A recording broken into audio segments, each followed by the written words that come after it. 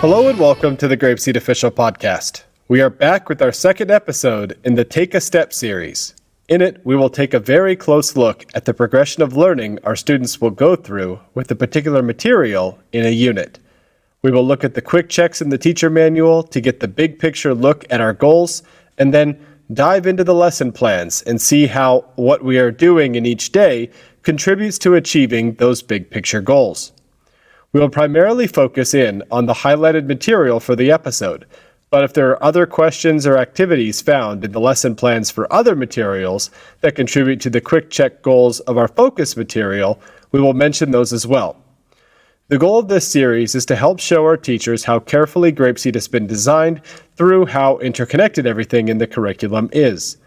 Going on these journeys with us will also help frame your own thinking when you approach your prep and planning time, guiding you to being a more effective teacher.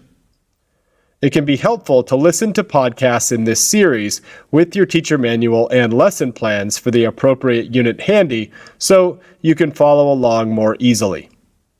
Let's get started. This episode we will focus on Unit 2's 10 Things. Being Unit 2, our students have already built a bit of a foundation of English from Unit 1, but they may not be speaking a whole lot at this stage. If we open our teacher manual, we can see a set of quick checks for 10 things that is pretty standard for most stories you will see in GrapeSEED. For early exposures, we want to see if students are beginning to answer questions about the story.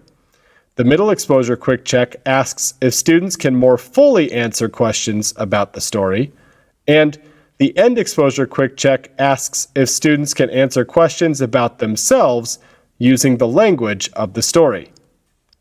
This progression of learning is a process we go through with most things in GrapeSEED. We first want to build comprehension of the material and confirm it by asking questions and getting simple answers back from the students. Over time, we want their comprehension to grow to where they can answer those questions in more complete sentences.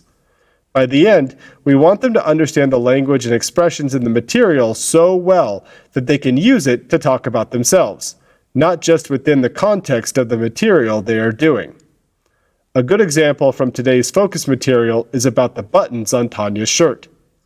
We can ask about how many buttons are on Tanya's shirt, and in the beginning, we can expect a simple answer of 5. Over time, this can grow to 5 buttons, or I have 5 buttons on my shirt, when we ask a question like, what does Tanya say here? How many buttons does she have on her shirt?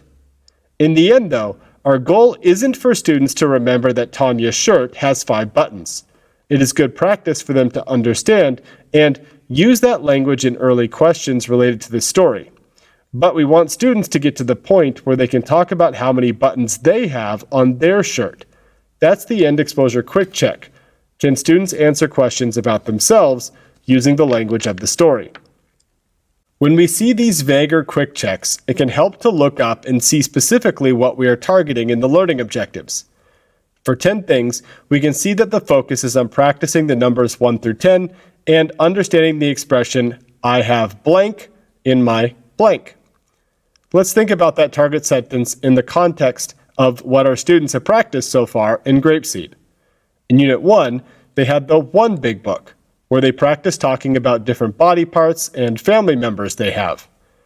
Hopefully, by the end of the unit, students were able to make simple, I have blank sentences. What else did they have in Unit 1 that is related here? They had a lot of prepositional phrase work, primarily in Mouse in the Barn, but also in many other materials. Our goal here in 10 Things is to combine these two expressions students have learned in Unit 1 while mixing in some Unit 2 vocabulary. The magic of the spiral curriculum here again. As we look through the lesson plans on this episode, we will focus specifically on this expression. As I mentioned before, learning the numbers 1 through 10 is also an objective here, but generally students already have these down thanks to all the times you sang 10 Little Monkeys in Unit 1. We start out with strong modeling of our target in Lesson 1. After telling the story expressively, we hold up a pointer and say, I have 1 pointer in my hand. Think about how your students will process this. It is the first day of a new unit. They are very excited about all these new things. Unconsciously, though, something is different about the start of Unit 2 than Unit 1. When Unit 1 started, they had no idea what their teacher was saying. Over time, they figured it out little by little. But now, there are these new songs and stories, but they can already understand parts already, even from day 1. How exciting is that for them? Of course, they won't logically think, oh, I have learned English through Unit 1, so now I know enough to understand Unit 2. Like I said, this will be unconscious. Their level of interest and excitement is how we can tell they are learning.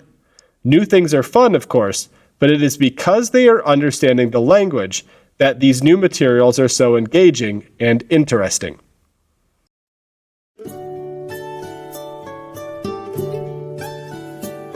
Goodbye, my friends, goodbye.